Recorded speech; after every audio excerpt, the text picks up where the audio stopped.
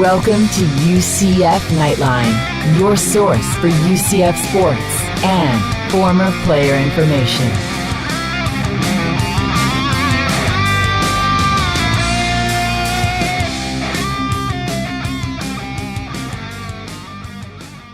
Hello, Night Nation. Yes, you are in the right place. I know it sounds a little different, but that's the way that it is. That is our new music for our intro. Thanks again to Tracy Wild for doing that. This is episode number 48. I am Andrew Phegley, coming to you from the 1148 studios, and sitting right beside me is Trace Trylko. Hello, everyone.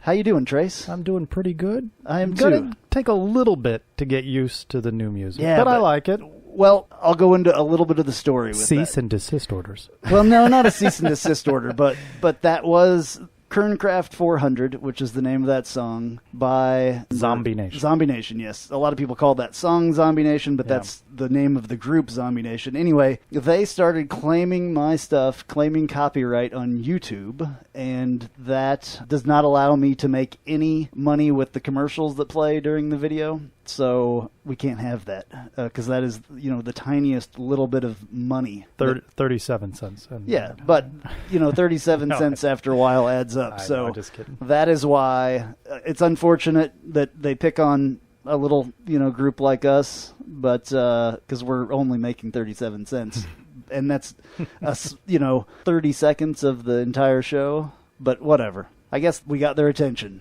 That's good and bad all at the same time, I guess. So anyway, that music is free use music. Hopefully that will be okay. We'll see what the people at YouTube have to say about that. Let that grow on you as you listen over the next 48 episodes. I like it. I thought it was kind of a cool piece, and it's in their catalog to use for free without copyright. So whatever. So that's it, I guess. I like it. Anyway, UCF fall football camp has continued. Finally, some practice that we could get to see on Friday in advance of Fan Fest. It was nice to see some play. What did you taking take place. from that out there? Bo Schneider, quarterback Bo Schneider's got a cannon for an arm. He absolutely really does. like him. It was really good to see him out. So he was my big takeaway. And I liked seeing Taj McGowan running around out there. That was also good. Yeah, after a story, I guess, that he passed out the other day at practice and was taken away by an ambulance to the hospital. Well, as Coach Kinda weird. O'Leary has talked about, the freshmen have hit a bit of a wall that they need to push through in the waning days of camp as we get closer and closer to the September 3 opener against FIU. Yeah, I cannot wait. I'm so ready, especially with going out there on Friday and watching, this stuff. And we're working to prepare for that. We've got Brandon Helwig of UCFsports.com going to be joining us in a few moments to really take a look at where things have been so far and some analysis. Little difficult, of course, because camp hasn't been open until the Friday practice, but it'll be good to have him back. He's a friend of the program and has been on a couple of times before. Absolutely, yeah. We appreciate everything that Brandon Helwig does for the UCF programs. Does a whole ton, covers everything. And he does a great job of it. He's been very, very helpful to us, of course, as everyone else that listens, and we greatly appreciate you listening. So I guess Vegas says that UCF is a 17-point favorite over FIU. Next week, we'll delve into that FIU game a little bit more, but that sounds about right, doesn't it? Is it coming up next week that we have to do a game preview? Yes. That's awesome. Yeah. I haven't done one in a long time, so It's it's been going a to while. be it's going to be kind of weird. The last one would have been that bowl game preview. Were you here for that or I not? was. You were, okay. How fast you forget. Well, I couldn't remember when you came along. Was it after the ECU game was your first? I was around then. Because you did the ECU. Yeah, because I was out. You were at that- there, yeah. and then you... I don't remember the I exact think that date. maybe was your first episode. Don't remember that exactly now. Yeah, so... 17. Wasn't it 17? No, 20. I don't know. I don't remember. There was a tipping point where I was hoping to make it halfway. Yeah. You've definitely made it more than Troy now. We will have Troy back at some time, too. We've been talking about a way to get him involved here. So, Troy, if you're listening, you better be prepared, my friend. But we'll talk about that 17-point line next week and make some predictions in advance of the September 3 opener. Yeah, so if you want to, put your bets down right now, 17 points. How much money is bet on that game? Opening week, I guess. Maybe there's some... Yeah, I don't know.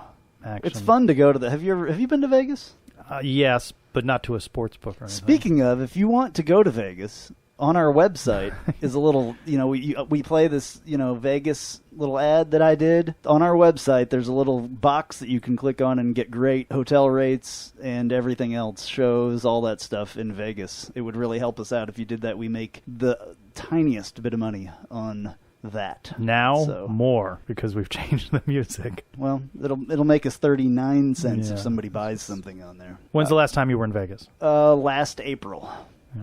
And it's awesome. The point there I was going into was that it's awesome to go and sit at one of the sports books and watch, especially on a Sunday if you're there during NFL season, or a Saturday, and you can watch all the games really. I mean, some of them, like the one at the MGM is huge, the one at the Bellagio is huge. All of the sports books are pretty amazing. I'm sure there's some that are better than others. Anyway, back to football here. Back to the fall camp. We talked to Jordan Akins the other day, and this is what he had to say about it. It's been a grind, competing. Everybody's trying to find a spot. It's been pretty good. Offense coming along, defense coming along, wide special teams. And everyone's just, competing and trying to earn a spot.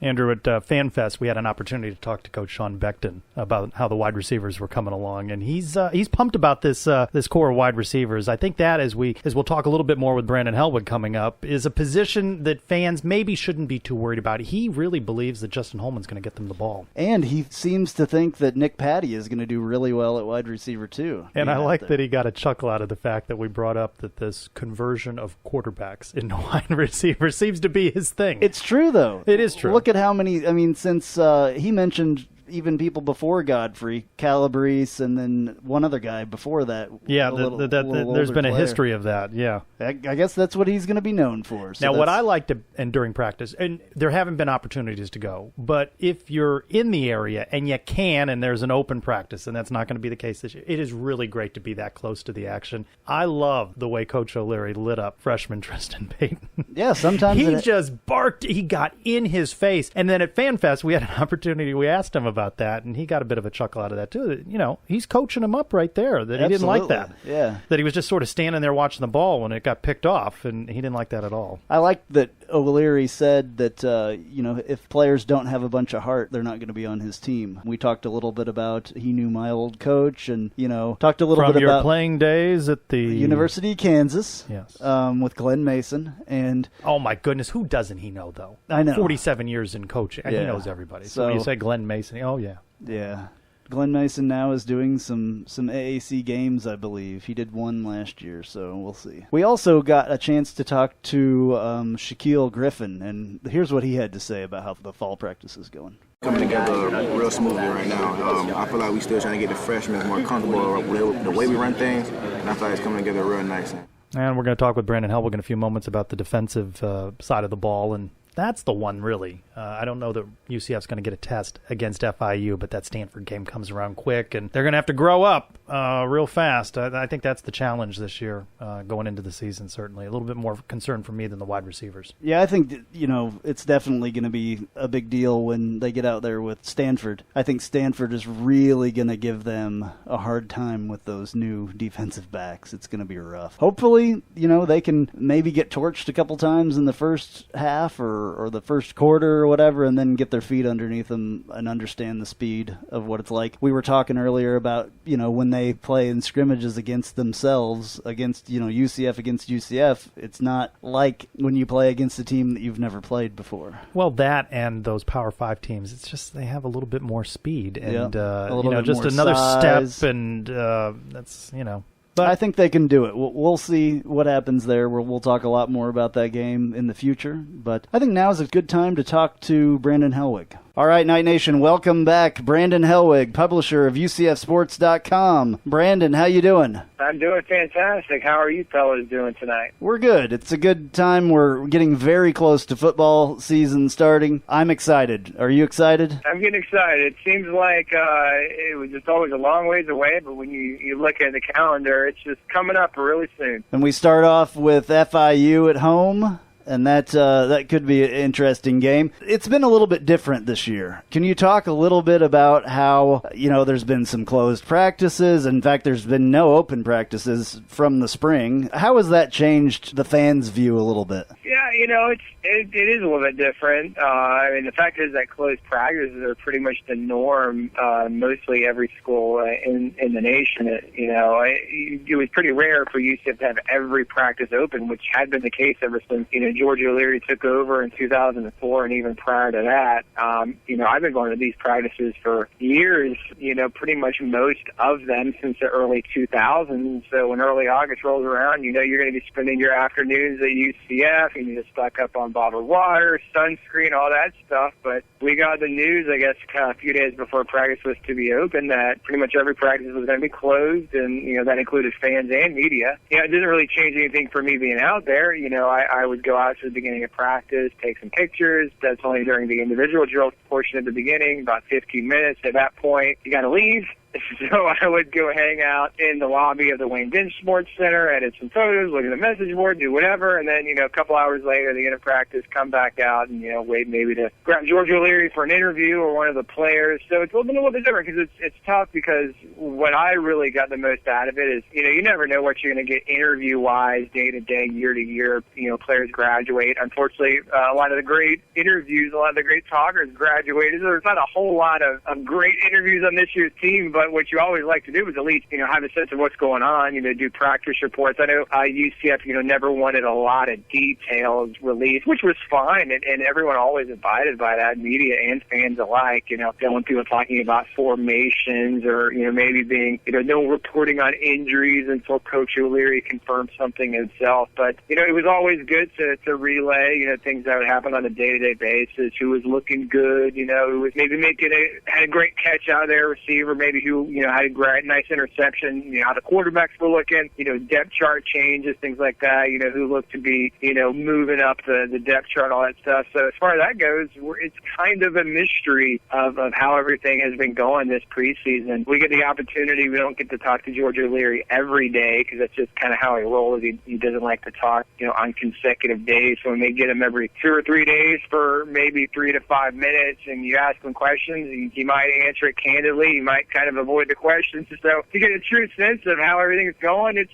kind of a mystery. So I, like everyone else, is really going to be anxious to see that depth chart when it's released, I guess, during this upcoming FIU game week. Have you talked to George at all about the role of the interim athletic director and how that's a little bit different going into this football season? Has he mentioned anything to you, or have you talked to him about that? Yeah, I mean, that's been a question he's been asked a lot. He was asked it. He did a radio interview the other day. He was asked it again. Pretty much, he wants to make it clear that he is a football coach first and foremost. That his number one responsibility is to coach a football team and win games. But obviously, as everyone knows, he's the interim AD, and as he has said many times, he pretty much spent, after his appointment as interim AD in July, he pretty much spent most of his July, doing AD stuff. Okay, that was the 1 month where football could take a little bit of a back seat, obviously before the preseason started. So he kind of spent that month getting everything in order,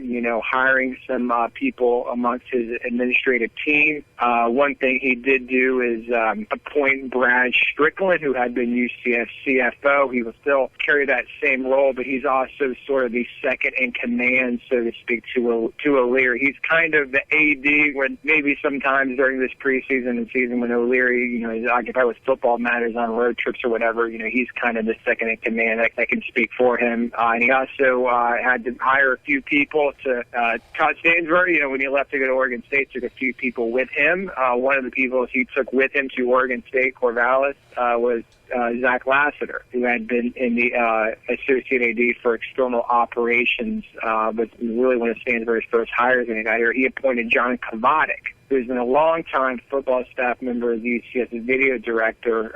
But, his knowledge is well beyond video, so I wasn't really surprised when the move was made. I think he's a natural for that position. So he appointed him in that role. And O'Leary also hired a new ticket operations AD, Matt DeFebo, who, if any fans have been around and that dealt with the ticket office, he was in charge of the ticket office back in that 06, 07, 08 time period, obviously when UCF was moving from the Citrus Bowl to the new on-campus Bright House Network Stadium and also the new UCF Arena. So a lot of UCF people are familiar with Matt DeFebo. So he kind of did a few of those things before it started. The only thing he does, he says on a day-to-day basis, he gets in an hour early into the office, O'Leary does, which I don't know how he really does, because he got in there pretty early. He got in there, he's a guy that's, in the office from, 5:36 in the morning every day. And gosh, I don't know when he leaves. Probably leaves 11 o'clock at night. I don't know when he has time to sleep. But that's one thing he has said he has been doing. He gets in the office early and likes to get a lot of the AD business taken care of before 7. I know once the preseason over and they're in football season mode, he'll practice in the mornings and he'll kind of put on that AD hat in the afternoon hours. So that's a long-winded answer to your question about O'Leary's role as interim AD. Well, admittedly, you said, it's a bit of a disconnect not having those open practices. Fans have been concerned about really two positions, wide receiver and the secondary. As best you can tell, your sense of the team, all these years covering it, what do you feel, what would you say to fans about those two areas as we get into a new football season? Without saying everything, it's kind of hard to answer. At this point, just based on commentary from coaches and what have you, I'd be more concerned about the secondary than I am at wide receiver. I just feel that, when you have Justin Holman, you got an experienced quarterback coming back from all appearances and comments from coaches has even, improved vastly even from his sophomore season last year. So I think when you got an experienced quarterback, you should have an improved offensive line. I mean, pretty much everyone returned except for Torian Wilson. You would hope they are better than they were a year ago, especially if Joey Grant is back healthy playing center. And you've got experienced running backs. Hopefully, knock on wood, they stay healthy, that being the two primary backs, Will Stanback and Dontravius Wilson. So when you have a lot of other offensive pieces in place, I think that's enough to obviously, get the offense rolling, and those receivers will eventually catch on. Traquan Smith is my prediction to be UCF's number one receiver this year. He's a guy who redshirted last year, and if UCF didn't have the 4 top receivers that they had, I mean, he's a guy who easily could have played last year. He just didn't need to. It was pointless to waste the red shirt and have him play. He's a very good receiver. I think he's going to be a guy that's, you're going to see him at the top of the receptions chart this year. You got Jordan Akins, that big body target. He's only a sophomore, but he's an older guy, obviously, with that minor league baseball career. You've got a bunch of other guys kind of fighting to get jobs in the mix. Chris Davis is a freshman from Oviedo. You've got Tristan Payton, the former 4-star recruit out of Jacksonville, that people have been saying some very good things about him. And the guy that is kind of the surprise, I guess you could say, is Nick Patty, who ended spring as the number 2 quarterback, is now a wide receiver, and by all appearances will be one of those top 5 guys, maybe in that slot role. He's being talked to Coach Beckton the other day, had some very nice things to say about Nick Patty, and he's also taking kind of a leadership role within the wide receiver core. And so I think that'll work itself out. I think there's enough players there. The secondary, without really knowing what's going on, and it's hard to really know. UCF is replacing every starter. 3 of them were seniors last year, and the 4th, Jacoby Glenn, declared early for the NFL draft. And there's not a lot of experience there. Frankly, the most experienced player is Iowa State transfer named T.J. Mutcherson. He's a graduate school transfer. I'm not really sure what happened with Iowa State. He was kicked off the team following this past season, but loaded up on credits in the spring and summer so he could graduate in order to be eligible immediately, and he decided to transfer to UCF a couple of days before camp started. His background is playing safety. I know he competed at safety through the first week or so of camp. Coach O'Leary admitted a few days back that they moved him to corner to see what he could do there. So if you kind of read between the lines, they may not be satisfied with the corner play, so maybe they were saying if this guy can help at corner, maybe they were a little bit concerned there, although he did admit that, the player's probably better suited to play safety. So that's one area I don't really know a whole lot about. And another blow, I guess you could say, is Chris Williams, who ended spring, as one of those players that could have been on that first team. He's not with the team this camp. He was involved in an off-season incident where he got shot twice in the arm at a nightclub just before camp started. So, he's a guy that could have been in the mix to be a starter. He is not here. So whether it's Shaquille Griffin, Kyle Gibson, DJ Killings, these are kind of the top 3 we think they'll be in the mix at corner. And then at that safety spot, you have Trylko Johnson and Jordan Franks, who, as far as I know, have been the first-team safeties. I have heard good things about Trey Neal, who redshirted last year playing safety, but, without really seeing practices to see how often they get burned by Holman or how they're covering, it's really hard to see. That would be the number one thing that I'm anxious to see when the FIU game game rolls around. When we spoke with college football writer Phil Steele on a recent episode of the Knightline podcast, he relayed a conversation to us that Coach O'Leary had said to him that he had a quiet confidence. He sensed a quiet confidence in this team. You were at Media Day along with us. What was your sense in talking with players and coaches on Media Day? What kind of vibe did you get from the team? Yeah, well, I think the vibe that, Coach O'Leary always exudes is that he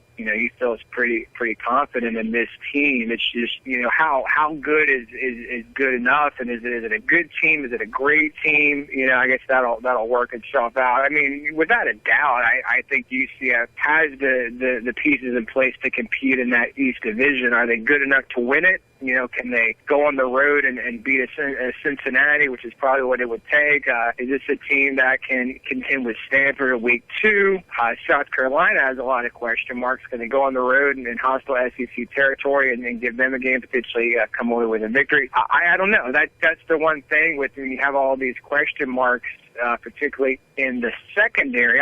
I'm not sure about, but O'Leary, Phil Steele's right. I mean, he's pretty much in every media opportunity he's had since this past spring has reiterated that he thinks this is a very solid team. I think he really likes the UCF defensive line. I think that's going to be a strength of this team. As I noted, everyone's giving rave reviews to Justin Holman and his improvements and everything else. So there's a lot of talent in place. It's just, I just am kind of debating with myself. I know, before the season starts, I want to get out a season prediction of how I think things will go. Is this a 7-5, 8-4 team? Can this be a 10-2 team? I don't know. It's one of those things that there's a lot of question marks going in when you lose every member of your back four. Yeah, there's a couple games right at the beginning that are going to be very, very big for this team. Unfortunately, I think that at Stanford, man, I think that those young defensive backs especially are really going to get tested. What do you think about,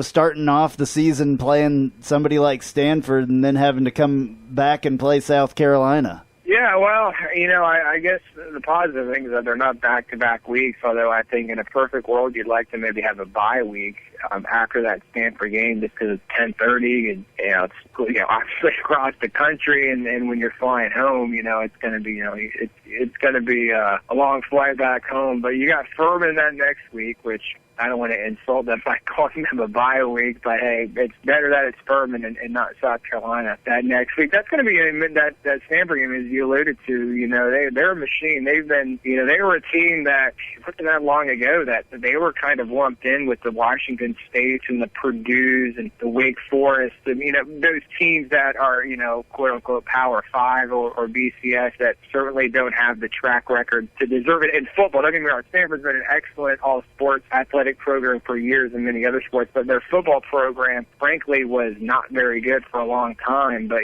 ever since that 06 or so, 07, 08 time frame when, they got it rolling and everything else, and obviously they've had a coaching change, and it doesn't really matter. That thing's just been a machine with Andrew Luck and obviously all the other players that have come out of there. So that's going to be tough. That's going to be a very tough game. I think in a perfect world, if you're UCF, you would love to finish the non-conference schedule at 3-1. Obviously, that means winning one of those two really big games. I think there's a better opportunity to do that at South Carolina. But I guess all hope is not lost. You can't overlook FIU. I need to sit down and start to kind of look at FIU a little bit as a team that UCF did not play last year.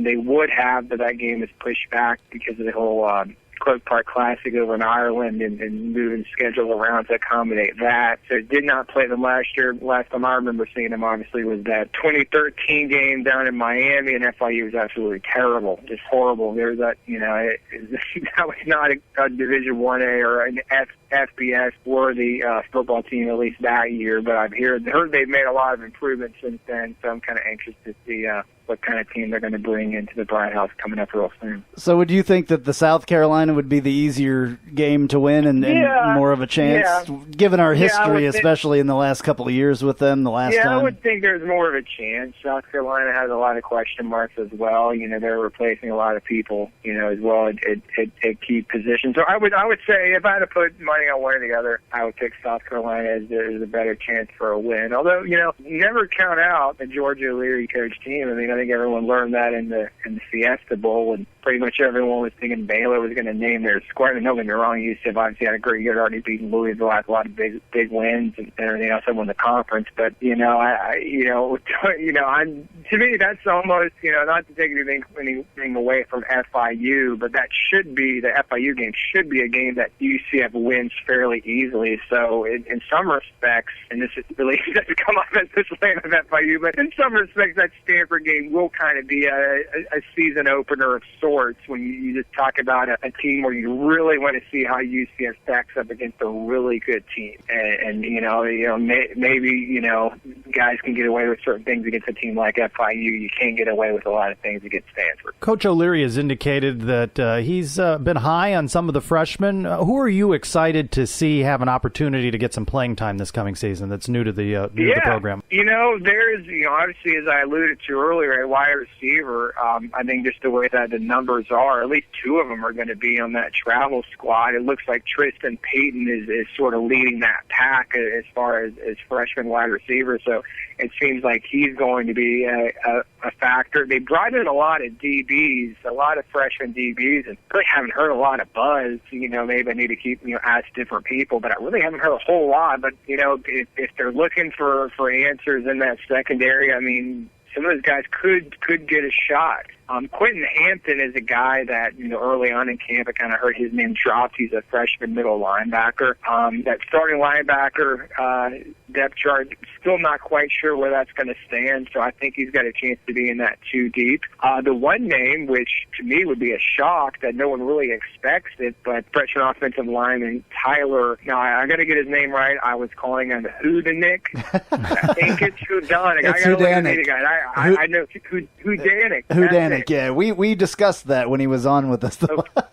Houdanik, you are correct. That's what it was. Because I know when I was told how to pronounce his name was totally different than I had been, singing in my head. So, but the thing with him is that from and then this might only have been a few days of practice, I'm not sure, but one of the Wyatt Miller, who has been playing right tackle, went down with a minor injury, so he was unavailable, and they put the true freshman on the first team to start in his place. So, Coach O'Leary always talks about, it's always difficult to be a lineman and play as a true freshman the closer you are to the ball, but to put in a true freshman in camp must show that they think pretty highly of him. So I got to think he at least has a chance to play some sort of role this year. We'll see how it goes, see where he is in the depth chart when it's released. But that could be a guy that no one was really thinking about, maybe playing an impact, and he may end up making an impact. What about the freshman quarterback, Bo Snyder? I know that there's been some talk of him really, showing up. Yeah, when we all found out, and when I kind of heard over the summer that Nick Patty had moved to wide receiver, I was just kind of thinking, I'm like, well,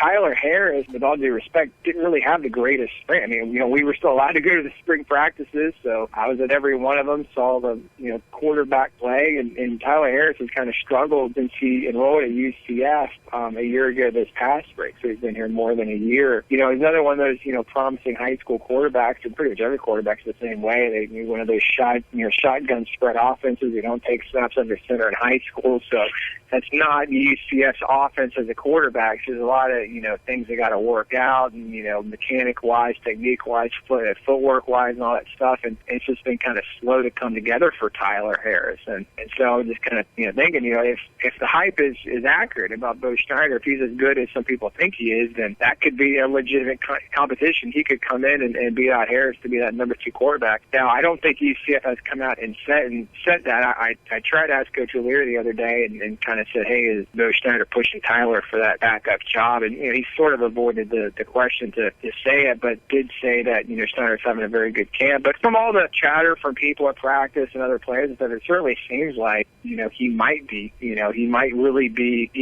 that second best option. Now, is UCF going to name him the backup quarterback? I don't know. I don't think, unless you absolutely have to play a true freshman at quarterback, I don't think you really want to. Obviously, Justin Holman is your quarterback. Justin Holman, God forbid something happened to him and he went down and then you had to go to your next best option, a guy like Bo Schneider might play them if he was indeed the true backup. But if it was a situation where Holman's healthy the entire year, and maybe you kind of know in the back of your mind, Schneider probably is the better of the two. Maybe you just, for appearance sake, keep Tyler as that number 2. But yeah, to answer your question, that is another freshman that I've heard some very good things about. The AAC preseason media poll was just released recently. 29 of 30 first-place votes to Cincinnati. Your assessment, is that fair, considering UCF goes on the road? It's fair. It doesn't really mean anything.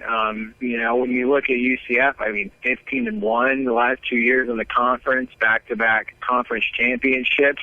But they do lose some players, and if you look at maybe a tiebreaker where you think maybe UCF and Cincinnati will be your top 2, well, this is the first time the two teams are actually going to play. It's kind of amazing. Those, being UCF and Cincinnati, have kind of been regarded, at least in my opinion, as the top 2 teams in the American, at least, with the best football tradition over these past few years, and they have never played a game. They didn't play a game these past 2 years. It was the only team that UCF didn't play. So, but that first meeting between the two schools is on the road for UCF at Cincinnati on October 31st, Halloween. So, the fact Cincinnati, hosts UCF and obviously, everyone replaces players every year. Don't get me wrong. They're, UCF is the only team that has to replace some starters at key positions. But yeah, I'm not really arguing with that result. Obviously, UCF's got to prove it on the field, as far as, actually, I should probably go back and look at this. I know 2 years ago, Louisville was a preseason favorite to win the conference, but as a matter of fact, I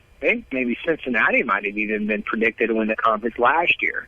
Might have gotten the most votes. I need to double check that, but I'm not sure if UCF was even voted to win the conference last year, which actually they won a share of. So, like I said, it's just stuff that you talk about in the summer, like we're doing right now, waiting for football to start. No one's going to care about that ball one iota when the ball kicks off here real soon. UCF gets no respect. No respect. Some bulletin board material.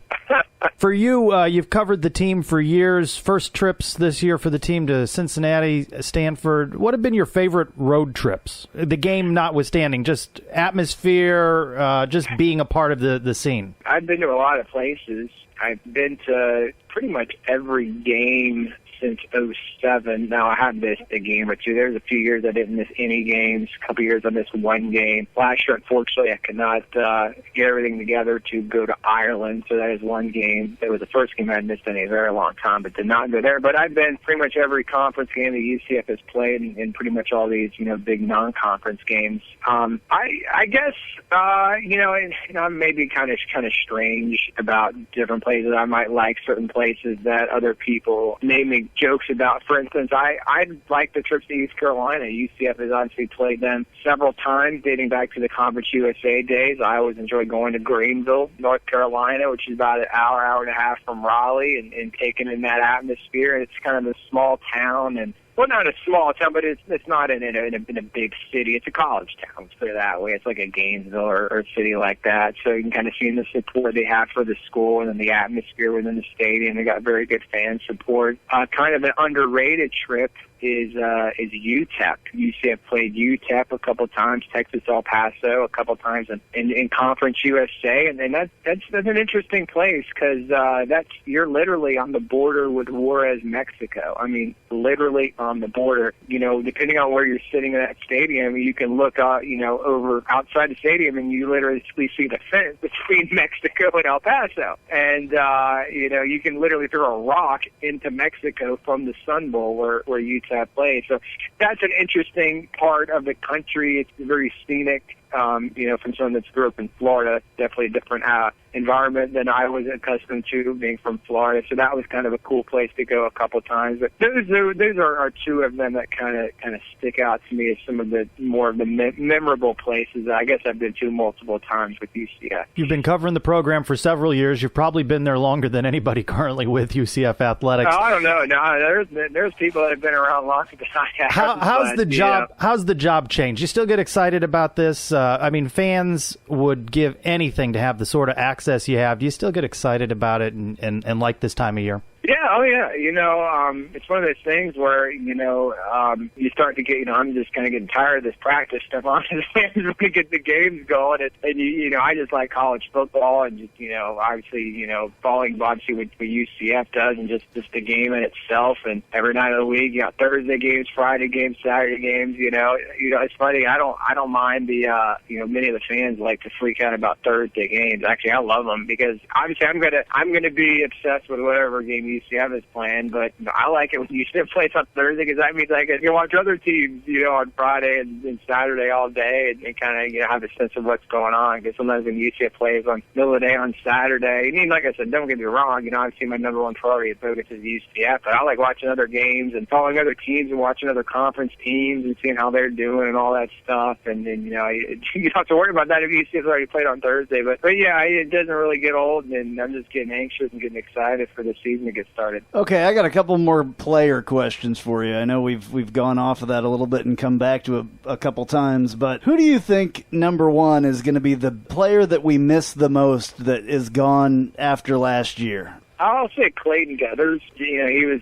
I don't want to say underrated because, everyone knew his value to the UCF defense. I just don't know if there's anybody there that can replace him with the kind of production that he had at UCF the last few years. I think when you look at linebacker and Terrence Plummer's graduated, but I think there's a lot of pieces in place as far as talented linebacker to kind of absorb that loss better. I don't know if there's obviously I know there's not the experience. I just don't know if there's a talent right now that can kind of take the place of what Clayton Geathers did for UCF. So I think if there's one spot that UCF will really miss, it's what Clayton Geathers has brought to the safety position the past few years.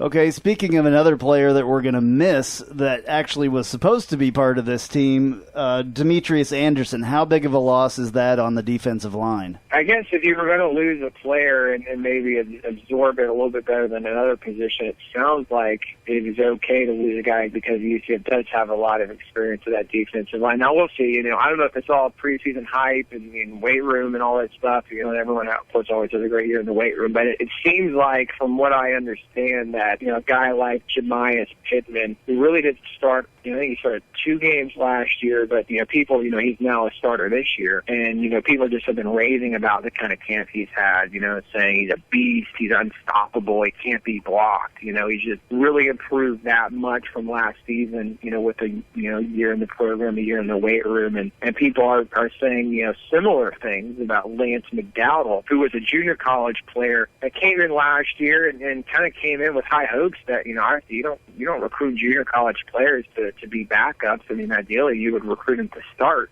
And that didn't happen with him, but, we later learned that he wasn't 100%. He had some sort of disc problem in his back, so, that kind of held him back. But apparently he's 100% and playing a lot better. So those are your 2 inside defensive tackle starters that we know of. And another guy, Tony Gillard, been here a couple of years. Apparently he's kind of, making that move to kind of be that third guy in that rotation. So the only thing, you lose a guy like Demetrius Anderson, you can't afford any injuries. I'm not sure how deep UCF goes there. You can't have any of those starters, in my opinion, go down. So it's a loss from that regard. But as long as everyone stays healthy, I think they can absorb the loss. I guess the bright side of it is that, he is going to go undergo surgery to repair the ACL. And I guess the bright side is that UCF would graduate Lance McDowell, who will be a senior this year.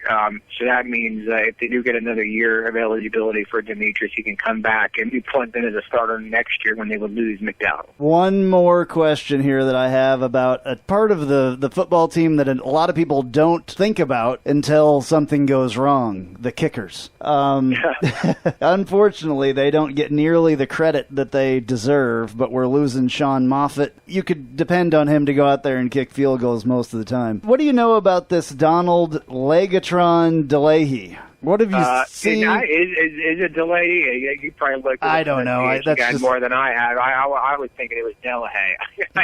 Delahey. We'll figure it out at some point. It's funny. I was talking to a dad of a player the other day, and they had mentioned him, and they said their son and some of his friends that are on the team, they didn't really know his name. They just called him Legatron, which is his name on Twitter. That's what they know him as. They didn't know his name. His true name is Donald, what do you say, Delahaye? Yeah, whatever it was.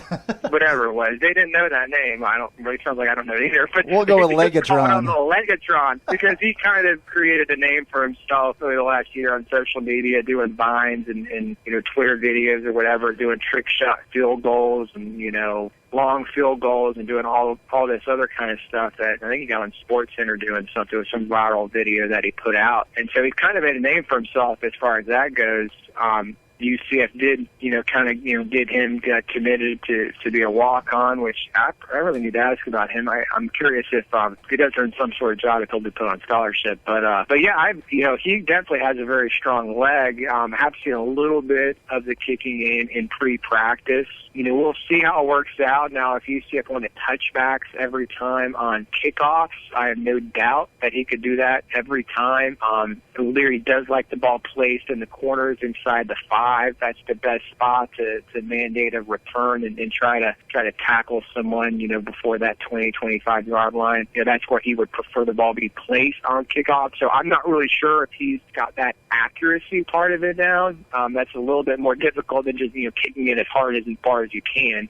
Coach O'Leary said very high things about him. The guy I haven't mentioned, Matthew Wright, he redshirted last year, really as the backup to Sean Moffitt. Obviously didn't need to kick because Sean Moffitt was a senior, and really Sean Moffitt, you look at what he did, his statistics and points scored, he's might really be the best kicker in UCF history, just with everything that he did in the 4-year basis. He really had an outstanding career. From what I can tell, they're both pretty good. I think they've both been fairly accurate. I know the other day they ended practice early inside the Nicholson Fieldhouse, and I was told that they do a lot of this to the end of practice. They put the pressure on the kickers. They'll line up for long field goals, and if they make the field goals, practice is over. If they miss the field goals, everyone's got to run. Everyone's got to run sprints after practice. Obviously, if they miss the field goal, their life is going to be hell for that day in that locker room. But they ended practice early because both of them nailed 53-yard field goals. So that's both of them, both Matthew Wright and Donald Legatron. Let's call him Legatron. So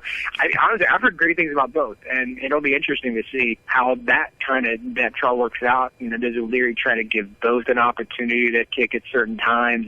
Is Legatron maybe going to be more of that long-range specialist?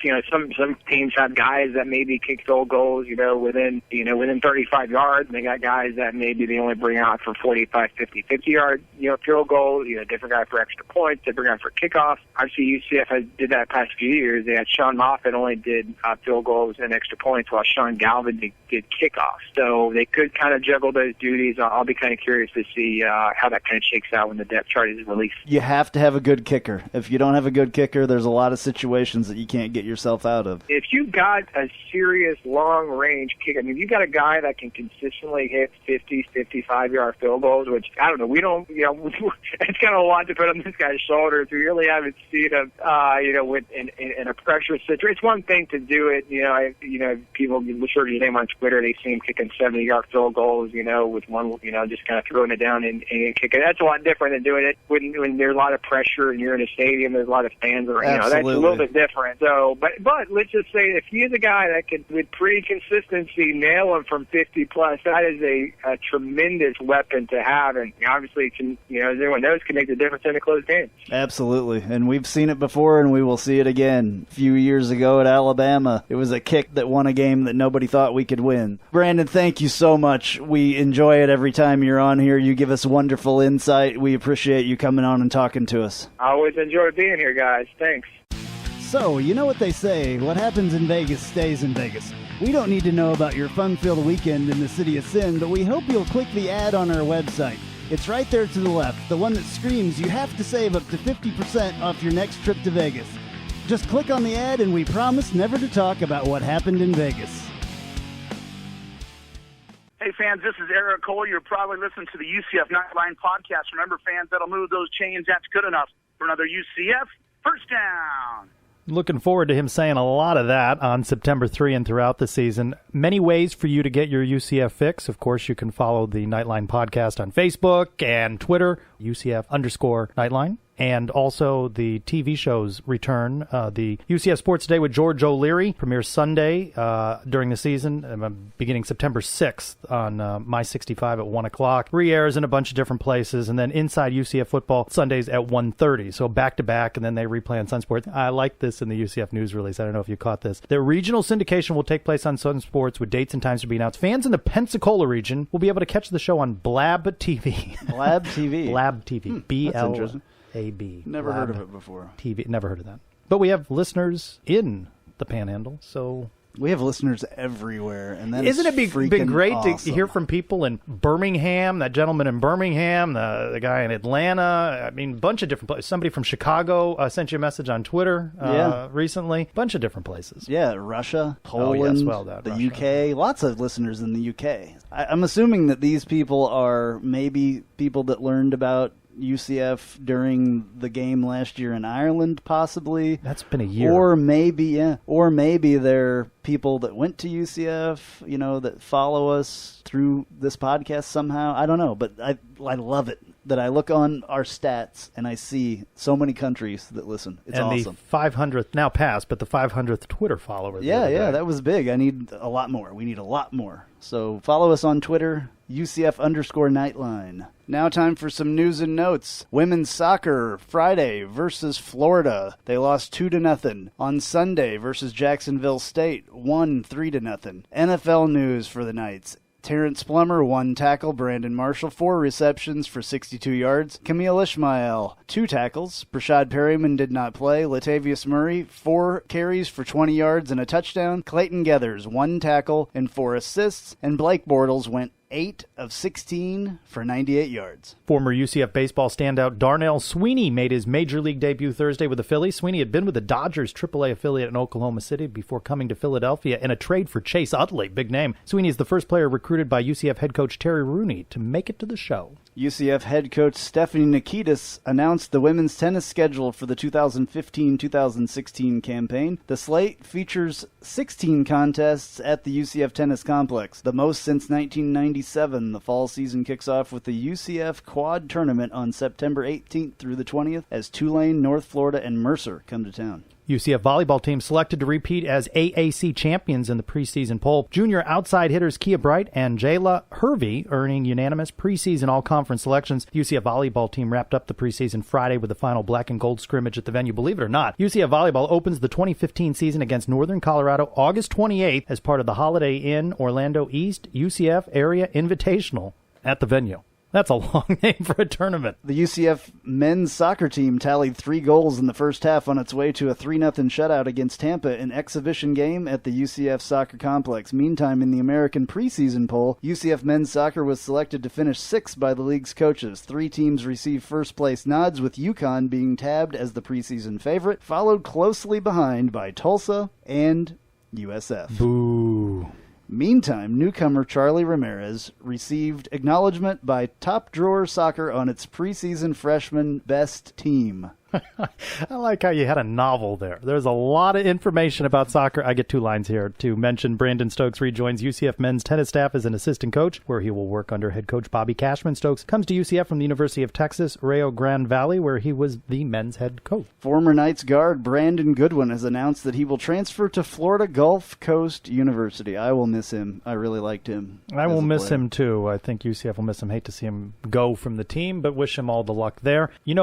Next week, more in-depth coverage will only be a couple of days away when we rejoin here. That's crazy. From the start of the season, we still have work to do to put together the special overtime with interviews from the players that we conducted at Media Day, and that will be coming up on YouTube. Tuesday, September 1st. But, of course, we'll still have a Knightline podcast. Absolutely. On that Sunday. All right. This was episode number 48. I'm Andrew Phegley. I'm Trey Trylko. Go Knights! Charge on.